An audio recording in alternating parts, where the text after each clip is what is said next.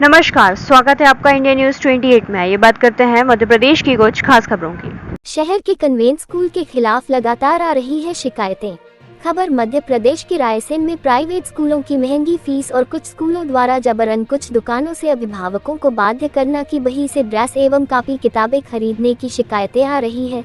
सबसे ज्यादा शिकायत रायसेन शहर के सबसे बड़े school Saint Francis Convent School के खिलाफ है। महंगाई की मार से परेशान जब अभिभावकों को पता चला कि हमारा चैनल लगातार इस मुद्दे को उठा रहा है, तो शहर के हाउसिंग बोर्ड कॉलोनी में रहने वाली एक महिला ने हमें अपने घर बुलाया और अपनी व्यथा सुनाते हुए कहा कि उनके पति बीमार हैं, ना उठ सकते हो, ना बैठ सकते हैं, ना बोल सकते हैं। उन्होंने अपने बच्चे की फीस 2-3 साल से नहीं भरी है, लेकिन कॉन्वेंट स्कूल द्वारा उन पर लगातार दबाव बनाया जा रहा है कि वह फीस भरें। उन्होंने कहा कि हम धीरे धीरे सारी फीस भर देंगे, लेकिन स्कूल मेरे बेटे को न निकालें। एक और अभिभावक ने बताया कि उस स्कूल की फीस इतनी ज्यादा थी कि मुझे मजबूरी में अपने बच्चे को उस स्कूल से निकालना पड़ा और सरकारी स्कूल में डालना पड़ा। मैं एक प्राइवेट जॉब करने वाला इतनी महंगी फीस कहां से भरता। इस मुद्दे को लेकर जब हम सेंट फ्रांसिस कन्वेंट स्कूल की प्रिंसिपल से मिले और उनसे सवाल किया कि आपके यहाँ सरकार द्वारा जो 25% गरीब बच्चों के लिए फीस माफी का प्रावधान है, उस पर आप अमल क्यों नहीं करती, तो उन्होंने कहा कि हम वह माइनॉरिटी में आते हैं, इसलिए हम सरकार की गाइडलाइन में नहीं आते। उन्होंने यह जरूर कहा कि हम कई बच्चों को फ्री पढ़ा रहे हैं, लेकिन वह संख्या नहीं बता पाए। उनका ये कहना कि हम कई बच्चों को फ्री पढ़ा रहे हैं, लेकिन पालकों द्वारा उनके शिकायत करना अलग ही कहानी कह रहा है। उधर शिक्षा विभाग के अधिकारी आंखें मूंद कर बैठे हुए हैं। कुछ पालकों ने बताया कि कोर्स इतना महंगा है कि हमें बच्चों को पढ़ाना भारी पड़ रहा है। वहीं पहले शिकायत यह आई थी कि कुछ दुकान मालिकों द्वारा स्कूल से सांठ गांठ कर मनमाने दामों पर पाठ्य पुस्तकें बेची जा रही हैं। उधर जिला शिक्षा अधिकारी ने एक बार भी इन दुकानों की चेकिंग करने की जहमत नहीं उठाई है। अब देखना यह है कि इन स्कूलों और इन दुकानदारों की मनमानी कब तक चलती है। प्रशासन कुछ ध्यान देगा या अभिभावक इसी तरह पिसते रहेंगे। रायसेन से संवाददाता राकेश जैन की रिपोर्ट। पालकों की अधिकतर शिकायत ये रहती है कि प्राइवेट स्कूल वाले फीस ज़्यादा ले रहे हैं।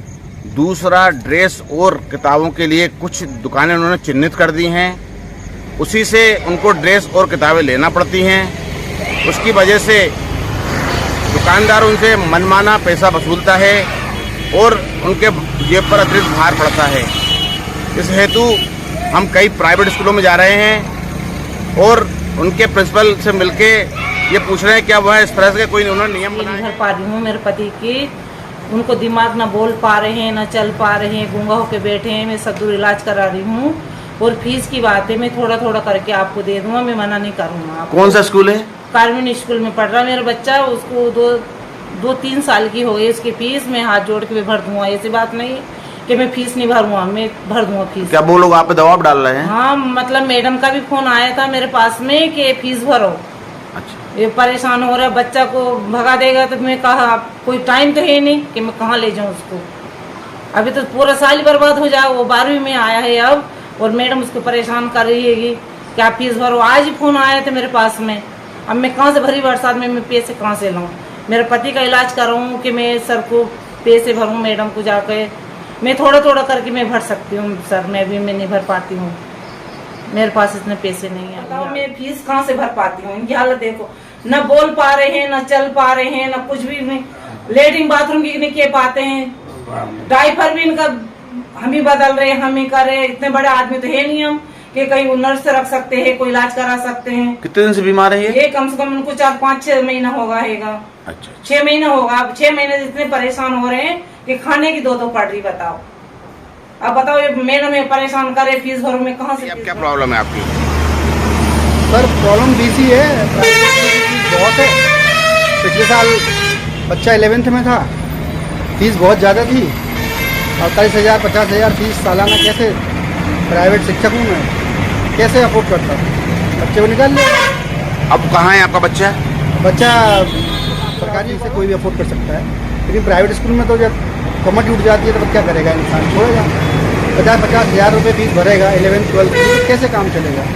इतना अफोर्ड एक आम आदमी नहीं कर सकता। तो स्कूल वाले खुद ही ड्रेस और यूनिफॉर्म और बुक्स वगैरह खुद ही देते हैं, दुकान का चक्कर नहीं है, वो खुद ही अपने पास रखते हैं सामान। मतलब उसमें उन्हें भारी कमीशन मिलता होगा फिर तो। कमीशन के लिए रोज रखा हुआ है। क्या नाम लिखते हैं? गवर्नमेंट का ये नियम है कि गरीबी रेखा से नीचे जो लोग हैं उनके 25% बच्चों को यहाँ पे फ्री एडमिशन होना चाहिए और फ्री शिक्षा होनी चाहिए। क्या आपके यहाँ कोई ऐसी व्यवस्था है?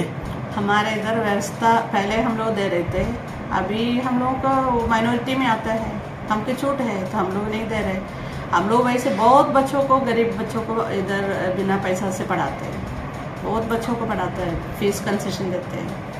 अभी आप कह रहे थे ना कि हमें कोई ऐसी कोई छूट नहीं है, हम माइनॉरिटी में आते हैं। हम माइनॉरिटी में आते हैं। हाँ, नहीं आपके स्कूल में क्या गरीब बच्चों को फीस माफ की जाती है?